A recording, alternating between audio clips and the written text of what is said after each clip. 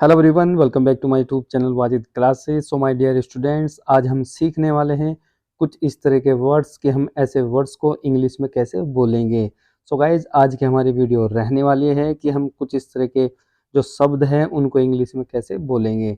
जैसे इतने में, इसके अलावा, इसके बाद, इतनी देर, इतने सारे, इसके लिए, इतना तो, इतना ही, इतने में ही, या कितनी देर। तो जो भी कुछ इस तरह के वर्ड्स हैं जो आप अपनी डेली लाइफ में हिंदी में बोलते हो, तो आज मैं आपको सिखाऊंगा कि आप ऐसे वर्ड्स को इंग्लिश में कैसे बड़ी आसानी से बोल सकते हैं। तो चलिए टाइम को वेस्ट ना करते हुए शुरू करते हैं आज की वीडियो। तो चलिए गाइज, आज का हमारा पहला वर्ड है इतने में।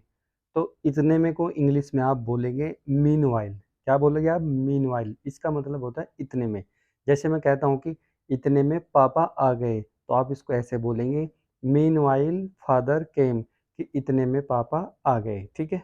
नेक्स्ट, इसके अलावा। इसके अलावा को आप इंग्लिश में बोलेंगे बिसाइड्स। क्या बोलेंगे? बिसाइड्स। जैसे मैं कहता हूँ कि मैं हिंदी के अलावा इंग्लिश सीख रहा हूँ, तो आप इसको ऐसे बोलेंगे besides Hindi I am learning English, कि मैं हिंदी के अलावा इंग्लिश सीख रहा हूँ। तो जब भी आपको बोलना हो इसके अलावा, तो आप बोल सकते हैं बिसाइड्स। इसके बाद नेक्स्ट है इसके बाद। तो इसके बाद को आप इंग्लिश में बोलेंगे आफ्टर दैट। क्या बोलेंगे? After that. जैसे आपको कहना हो इसके बाद मैं वहाँ जाऊँगा, तो आप बोलेंगे after that I will go there, कि इसके बाद मैं वहाँ जाऊँगा। तो इसके बाद मतलब आफ्टर दैट। नेक्स्ट नेक्स्ट है हमारा इतनी देर। क्या है? इतनी देर। तो आप इतनी देर को इंग्लिश में बोलेंगे सो लॉन्ग। क्या बोलेंगे?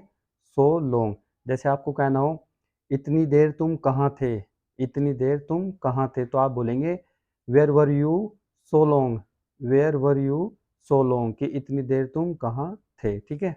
तो इतनी देर का मतलब होता है सो लॉन्ग। इतने सारे। इतने सारे। तो इतने सारे को मतलब इंग्लिश में क्या होता है, आप इसे इंग्लिश में बोलेंगे सो मैनी। क्या बोलेंगे? सो मैनी, इतने सारे। जैसे मेरे पास इतने सारे पैसे हैं, मेरे पास इतने सारे पैसे हैं, तो आप इसको ऐसे बोलेंगे I have so many rupees, so many rupees, कि मेरे पास इतने पैसे हैं, इतने सारे पैसे हैं। ठीक है। नेक्स्ट, इसके लिए। इसके लिए को आप इंग्लिश में बोलेंगे फॉर दिस। क्या बोलेंगे? For this. फॉर दिस का मतलब होता है इसके लिए। जैसे मैं इसके लिए पढ़ा रहा हूँ, तो आप बोलेंगे for this I am teaching, मैं इसके लिए पढ़ा रहा हूँ। ठीक है। नेक्स्ट है हमारा इतना तो इतना तो को आप इंग्लिश में बोलेंगे एज मच। क्या? As much. जैसे आपको कहना हो इतना तो मैं नहीं कर सकता, तो आप बोलेंगे as much I can do, as much I can do, कि इतना तो मैं नहीं कर सकता। ठीक है। नेक्स्ट नेक्स्ट है हमारा इतना ही। इतना ही। तो इतना ही को आप बोलेंगे ओनली दिस। क्या बोलेंगे? Only this. जैसे आपको कहना हो कि मैं इतना ही जानता हूँ, तो आप बोलेंगे आई नो ओनली दिस, कि मैं इतना ही जानता हूँ।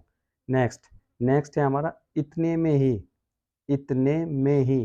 तो आप इसे इंग्लिश में कह सकते हैं in the mean time, in the mean time, इतने में ही। ठीक है। नेक्स्ट, कितनी देर। कितनी देर। तो आप इसे इंग्लिश में बोलेंगे हाउ लॉन्ग। मैंने कहा हाउ लॉन्ग, इतनी देर। मैं कहता हूँ कि कितनी देर लगेगी, तो आप बोलेंगे how long it will take, how long it will take, कितनी देर लगेगी।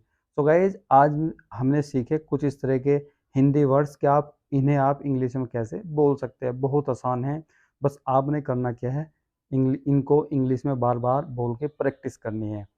तो चलिए गाइज, अगर आपको वीडियो पसंद आई हो तो वीडियो को लाइक कीजिए, शेयर कीजिए, और चैनल पे नए हो तो चैनल से हमारे चैनल को जरूर सब्सक्राइब करें। तो thank you so much for watching this video.